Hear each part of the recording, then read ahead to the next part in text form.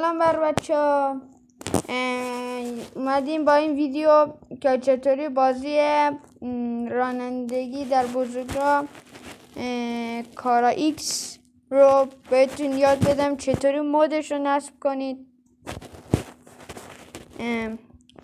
چند دقیقه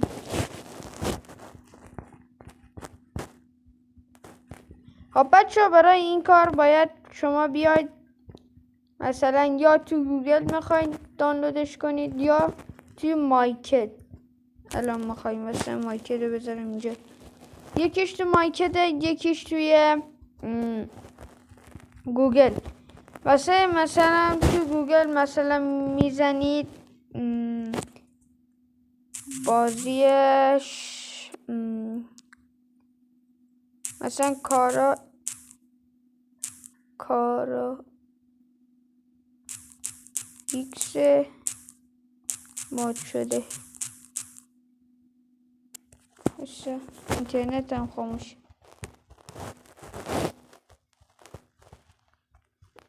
اینا ماشین سواری در بزرگراه اندروید مود، بزرگراه کارا ایکس همونه، همینی که دارو میبینید توی تصویر،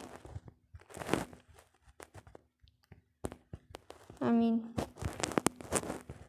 خب بچه ها میایم این گزینه شونو، بچه ها گزینه پایین بالاشونو مثلا انتخاب نکنید، هر گزینه اول انتخاب کنید. با سوتی دارم گفتم گزینه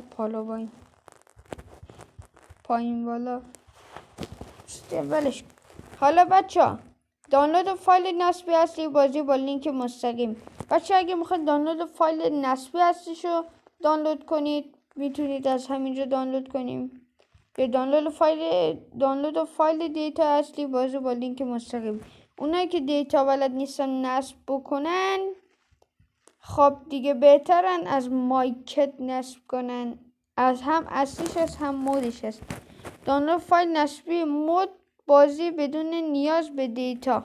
بچه 694 مگابایت، این خیلی خوبه، شانستون از دست ندین. بیاین نصب میخواین اگه مایکت ندین بیاین نصب کنین.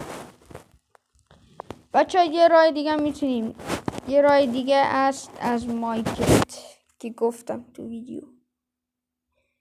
می نویسیم رانندگی در بزرگراه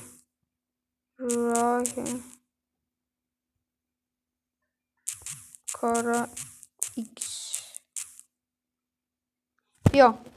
رانندگی بزرگراه کارا ایکس.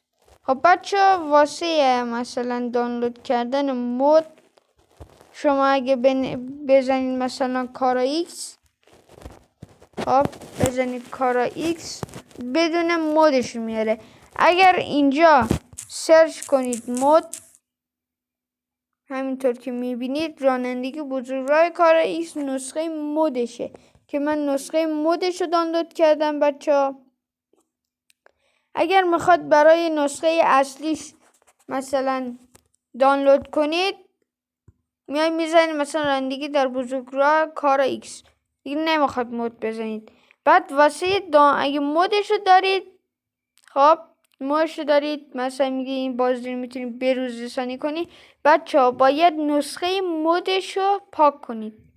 اصلا نمیخواد بروز رسانی کنید، نمیدونم، باید اصلا میخواید نسخه اصلی بازی رو دانلود کنی، باید نسخه مودش رو پاک کنی که نسخه اصلیشو بتونی نصب کنی، یا نسخه اصلیشو پاک کنی تا بتونی نسخه مودش رو نصب کنی.